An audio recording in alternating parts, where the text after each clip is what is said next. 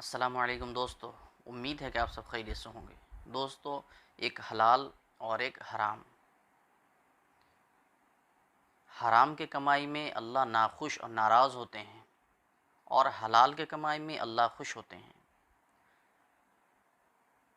हलाल के कमाई में बरकतें देते हैं, रहमतें नाजिल करते हैं, और हराम की कमाई में लानतें फिटकार पड़ती हैं, दुनिया और आखिरत बर्बाद होती हैं।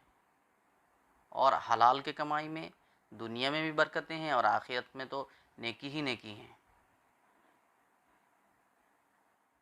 तो दोस्तों, मैं आप लोगों को एक छोटा सा किस्सा सुनाता हूँ।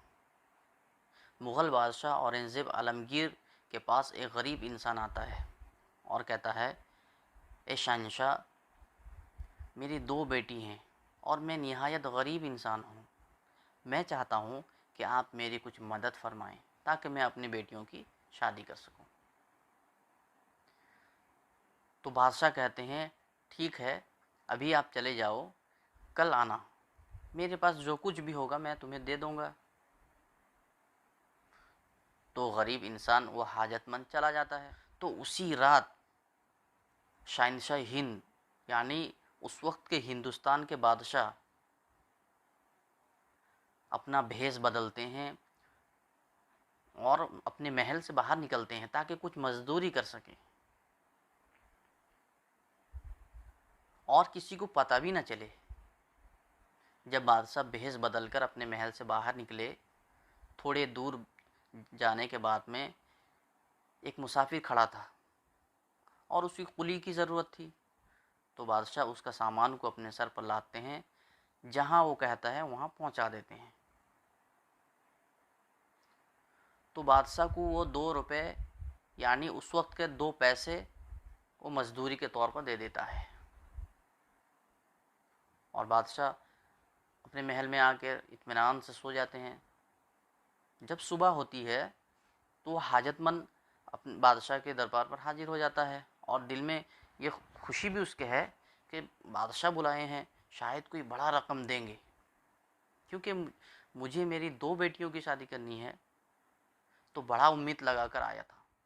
तो बादशाह उसे 2 पैसे दे देते हैं और कहते हैं, ये 2 पैसे ले लो, ये मेरी मेहनत की हलाल कमाई है, बाकी अल्लाह तुम्हारा मदद करेगा। तो वो गरीब इंसान, वो हाजतमंद, इस 2 पैसे लेकर बड़ा हैरान होता है कि मैं क्या क्या उम्मीदें लेकर आया था, ये बादशाह तो सिर्फ 2 पैसे दे रहे हैं। इस 2 पैसे से 2 बेटियों की शादी ये मैं कैसे करूं?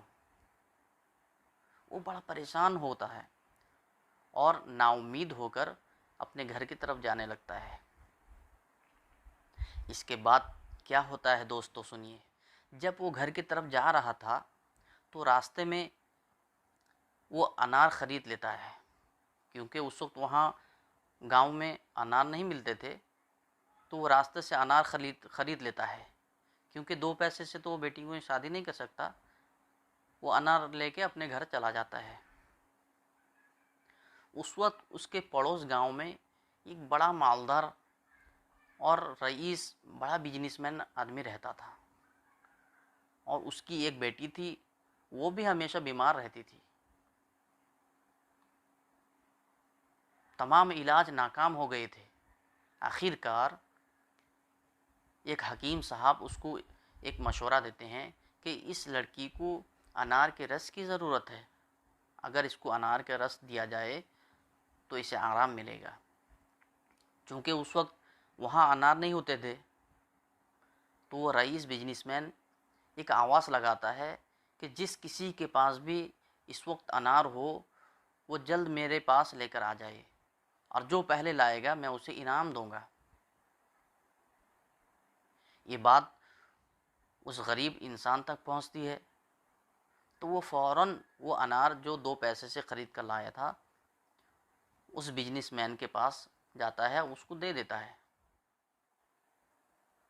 तो हकीम साहब उसका रस निकाल कर उसकी लड़की को पिलाते हैं। अल्लाह की शान देखिए, उस रस से उसकी बेटी की शिफा हो जाती है, यानी वो ठीक हो जाती है। वो बिजनेसमैन बड़ा खुश होता है और जिसने अनार लाकर दिया था उसको बुलाता है कि बोलो क्या तुम चाहते हो, तुम्हें क्या ज़रूरत है। तो वो गरीब इंसान अपने 2 बेटियों की शादी का जिक्र कर देता है। तो वो बड़ा आदमी, वो बिजनेसमैन, उसके दोनों बेटियों की शादी कराता है और उसे इतना माल और दौलत देता है कि वो गरीब अब गरीब नहीं रहा बल्कि मालदार हो गया। तो देखा दोस्तों आप लोगों ने, ये सिर्फ हलाल कमाई की बरकत थी। जो बादशाह ने अपने मेहनत की कमाई से 2 पैसे हासिल किए थे, जो इस इंसान को 2 पैसे दिए थे। कैसे वो 2 पैसे रंग ला रही है देखे आप लोग। इसीलिए आप तमाम हजरात से मेरी ये गुजारिश है कि अब से दिल में अहद कर लें कि हम हमेशा हलाल कमाएंगे और अपने औलादों को हलाल की रोज़ी खिलाएंगे, हराम से हम बचेंगे। तो दोस्तों, उम्मीद है कि आज का ये किस्सा आप लोगों को पसंद आया होगा। अगर पसंद आया है तो कमेंट करके ज़रूर बताएं। अस्सलामु अलैकुम रहमतुल्लाहि व बरकातुहू।